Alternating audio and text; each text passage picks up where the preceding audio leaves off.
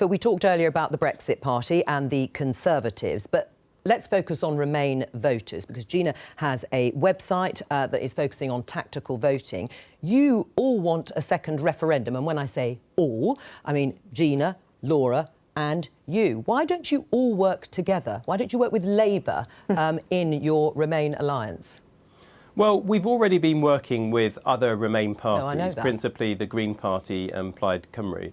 And also the Women's Equality Party today have also backed some Liberal Democrat candidates, including myself. But you're not going to achieve that. You're not going to achieve that second referendum unless you have a party like Labour delivering it for you. Well, there are two things. First of all, in the next Parliament, in terms of the parliamentary arithmetic, we have got to reduce the numbers of Conservative MPs. And, you know, we've got lots of target seats, but many of them are Tory-facing. And one of the reasons that Nigel Farage said that the Tories and the Brexit Party reached this pact is because of their fears about Liberal Democrats taking Tory seats. But an approach was made, not by the Liberal Democrats, but through the kind of cross-party or cross-party endeavour that is the Unite to Remain organisation. And the Labour Party was approached to have initial discussions about whether that was something they would be interested in. And it was totally dismissed out of hand. Well, let me put that to Laura. And actually, just a moment, it's a really important point. Yeah, go on. John McDonnell has been absolutely clear on the record, I think he was only saying it last week, that there will be no coalitions, no pacts, no arrangements. And so given that blockage, it's very hard to see how any progress can be made. Was that but wise? We've tried to the extent that we can. Can I just put that? Let me just put that to Laura. Was that wise, Laura? If your party is campaigning for a second referendum, why aren't you working with other like-minded parties on this? Because they're not like-minded. I mean, the Liberal they are, and when it comes to the biggest issue for many people. Well, no, because the Liberal Democrat policy, which I think is practically one of their only policies, is to revoke Article 50.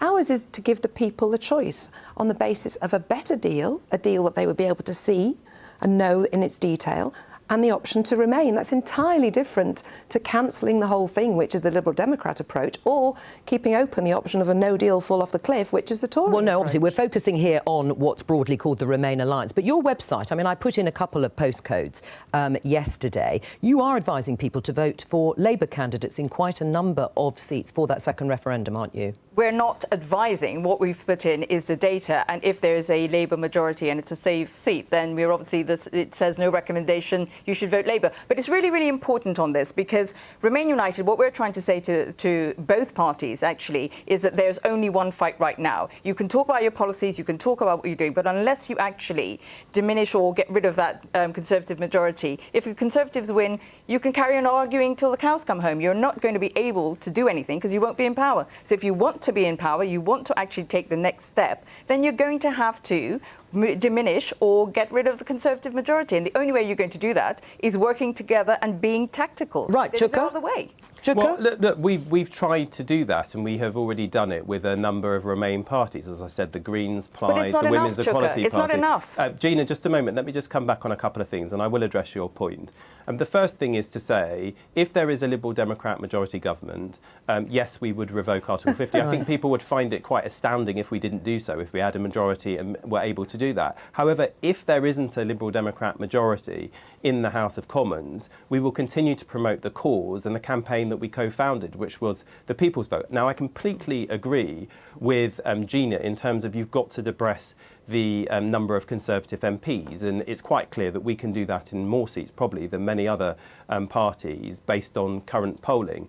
But at the end of the day, if you've got a Labour Party which absolutely sets its face against having any kind of discussion about this at all, then Gina, you're not going to make progress. And I'm not denying, by the way, I'd say to Laura, look, no one is denying that, say, between Plaid, the Greens and the Liberal Democrats, that we don't have very strong differences of opinion in certain areas. Clear, but there's no doubt about that. But this is an issue of national interest, and we've put it above everything else by working with those other parties, and it's a shame that Labour has completely refused to do it. Now, maybe that's because Jeremy Corbyn doesn't actually want to stop Brexit. Right, hang on. You've got to let somebody else in. Laura, do you want to respond to that? The only thing that's astounding about everything you said is that you even countenance the notion that the Liberal Democrats can win this election. They clearly can't. What I also find astounding is that you're campaigning against brilliant Labour MPs like Emma Dent-Coad, who has a 20-vote majority, who could win that seat again for the Labour Party, an MP who's done fantastic work since Grenfell, who you're now going to stand against with this fantasy notion that you can win. I mean, the other thing is I just completely dispute the notion that the only thing that counts is Brexit.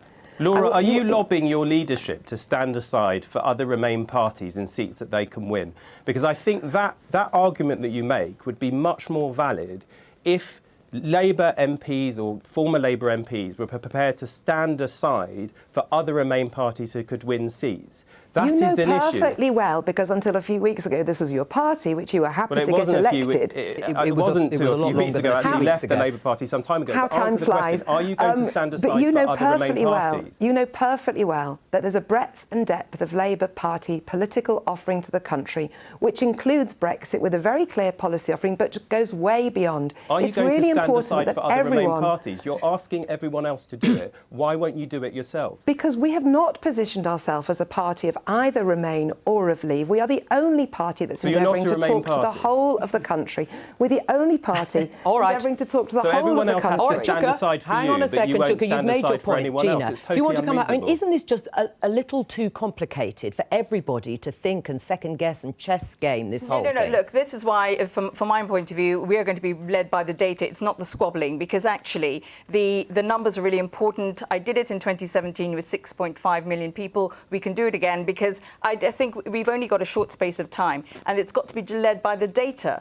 The data says this is who you vote for to make sure there's a majority. We have a first-past-the-post system. It is not favourable to reflect what people are going to vote for. I'm afraid that's the system we have.